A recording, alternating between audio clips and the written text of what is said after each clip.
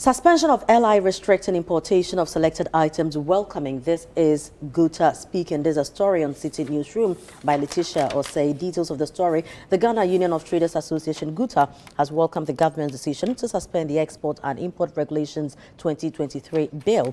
The government announced the suspension of the Export and Import Regulations 2023 bill, halting its planned implementation after facing stiff opposition from the minority in Parliament and industry players.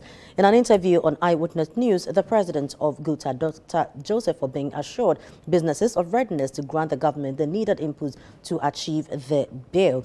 No, for the sake of time, I will not take the full story, but you can get the details on Citi Newsroom. Paul, I'll start with you. This, Guta says, is very welcoming. I mean, we all saw the opposition, that the minority really put up, and industry players as well. That, yes, I mean, some experts also said that it is not a bad policy, but much more stakeholder engagement needs to be done.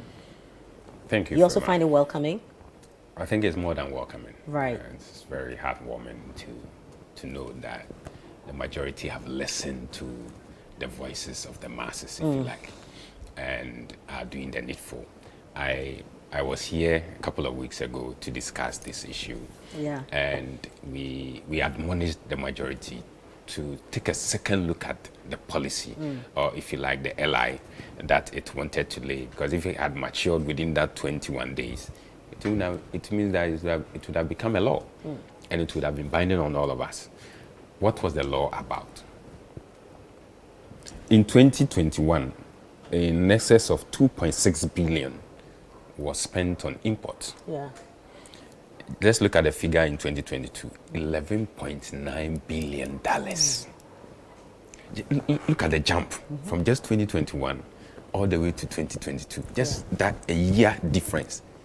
2.6 to 11.9 imports. Yeah. I am not in support of imports generally, but in principle, yes. However, some items we cannot do away with. Yeah. Look at our poultry situation in Ghana. Yeah. We are only able to meet just a paltry 1% of the demand in country. Yeah.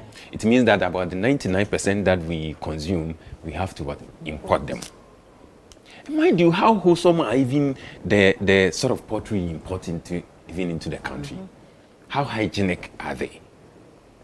Some spend months on the sea before getting here. Are they able to refrigerate them to the sort of standards that we will need? Because mode of preservation. Exactly. So these are some of the challenges we have, as a country.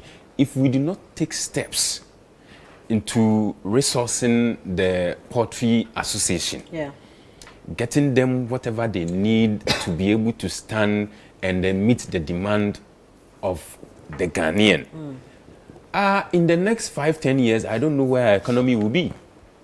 Because if in 2021, our import bill jumped from 2.6 to 11.9 in just a space of a year, then I don't know where we are heading. All right? So I am all for an import ban or restriction. However, there are elements that must come at play in order that that bill survives. You see, the Minister of Trade is going to be the chair of that committee.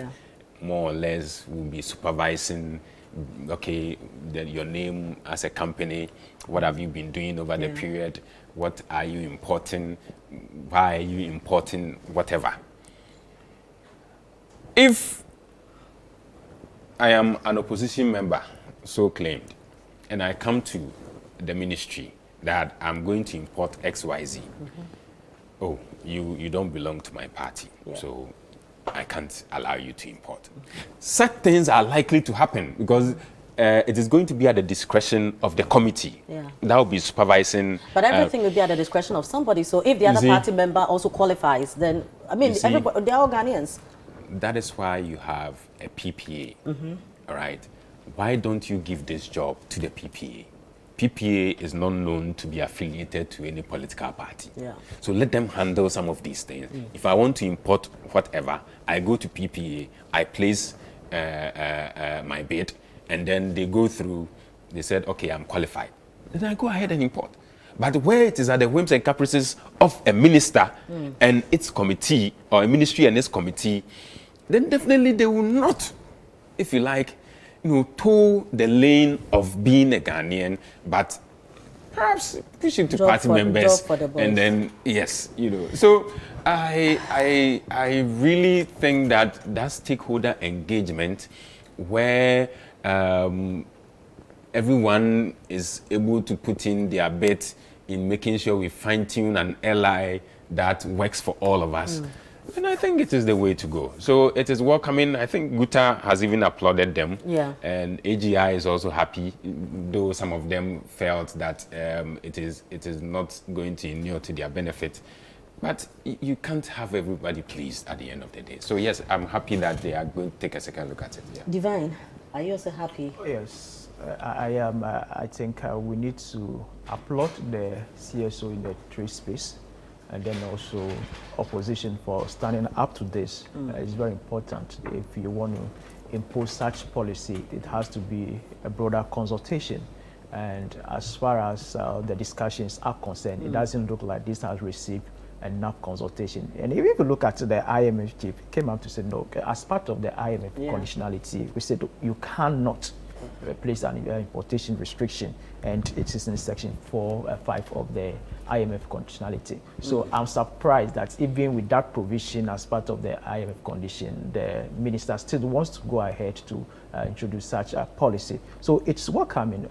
Before you even get to the point of placing importation, but you need to ask yourself, are you sufficient? Your local production, has it reached a maximum level that you can do without it? My brother was talking about the poultry space. Some few years ago, we were doing about 90% or so of poultry local production, but that has reduced to about 5 or 4% recently. So it tells you that even if you take the poultry space alone, our production needs, local production needs, we are not even able to meet it. And it's very important that we are sufficient and we know that we can deal with the issue before we go ahead. So taking a step back or making a U-turn to have a broader consultation, I think it's good, and that is the work of civil society to prevail on government to reconsider its policy position, and we must commend them for that. So I'm glad that we have reached this level where the policy was scrutinized before we make the second move.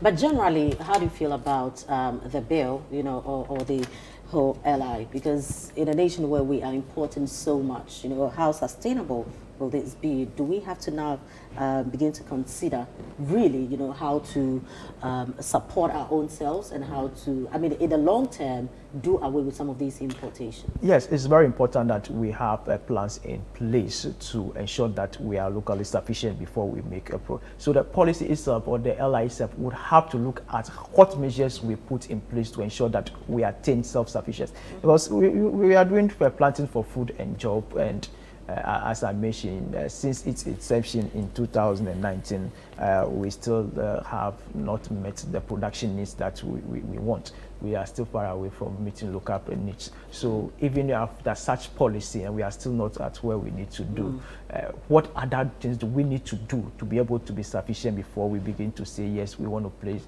a ban on some of the items that we import? Yeah, it's good that we do not depend on foreign goods. Yeah. We all want to look at have taste for local goods. That is good, and we want to see a country where demand for local goods is in high demand. But again, as you said, are we sufficient? If you said you are banning it, is it a point that you can meet the need of the entire nation or meet the demand? If demand cannot be met, then it has to be a gradual process of phasing out. It's not that even it should be at your own discretion as to what percentage to be banned or not. It has to be also, again, broader consulted with the AGI and other trade space actors. Otherwise, you get to the point where you begin to see persons seems to be fighting against the policy or the LI you are introducing. But isn't the case? It needs to be even moving beyond consultation to building a consensus. Yeah. If not the case, at times you will see our policymakers or actors, they finish their own thing and then they call you to a table, present to you, and they term that consultation. Yeah. Meanwhile, they are done with their own decision. No, we need to move away from just presenting policy to us as a way of consultation to building a consensus. It needs to be built, and even beyond the political divide, consensus needs to be built. We need not to color some of the issues we discuss as far as political coloring is concerned. Right. It has to have a